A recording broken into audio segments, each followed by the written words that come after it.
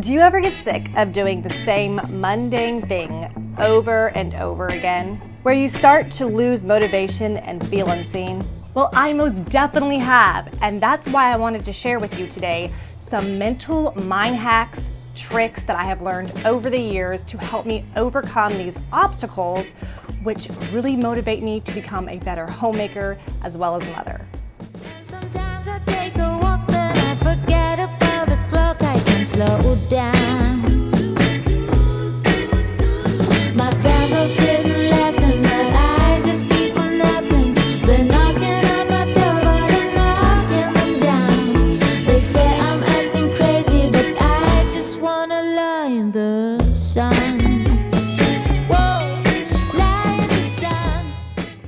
The first thing I'd like to mention is practicing gratitude. When I practice gratitude, it helps to rewire my brain and keep a lot of the negative thinking out, which in return makes me a much more pleasant person to be around. Being able to do the things I often dread or take for granted, like cleaning, constant laundry, grocery shopping, I quickly think I am so glad I have arms and legs that are able to do these things. I am not in chronic pain. I can see, smell, and taste. The list goes on. So when I feel complaining starting to creep back in, I start my gratitude list immediately. This changes my perspective and helps me push forward and motivates me to move on. Another big motivator is choosing joy in my accomplishments. A lot of times I get caught up in my to-do list, constantly thinking about my next task, instead of enjoying the task at hand or finding joy in the one I just completed. When I find myself in this situation, I think about how this task will benefit and bless my household. Will it create nourishment, a calm environment, or alleviate stress? This mindset shift always helps me to be more present and enjoy the task at hand. The next thing I'd like to mention is knowing when to rest.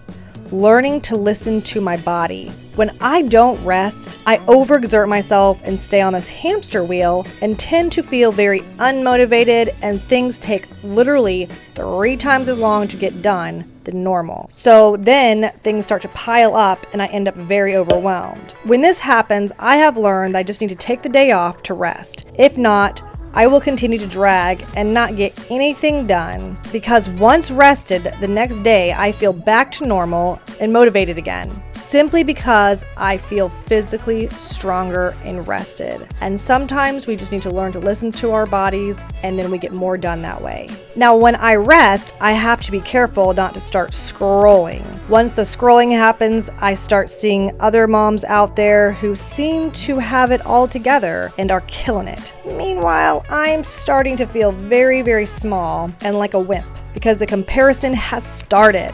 This is when I quickly put my phone down and snap back into reality. I have to remember that I don't know how that person is actually doing behind the camera, and that social media can tell another story. We are all wired differently. Some can handle more than others. Some thrive and get energy from things that actually drain and suck the life out of me.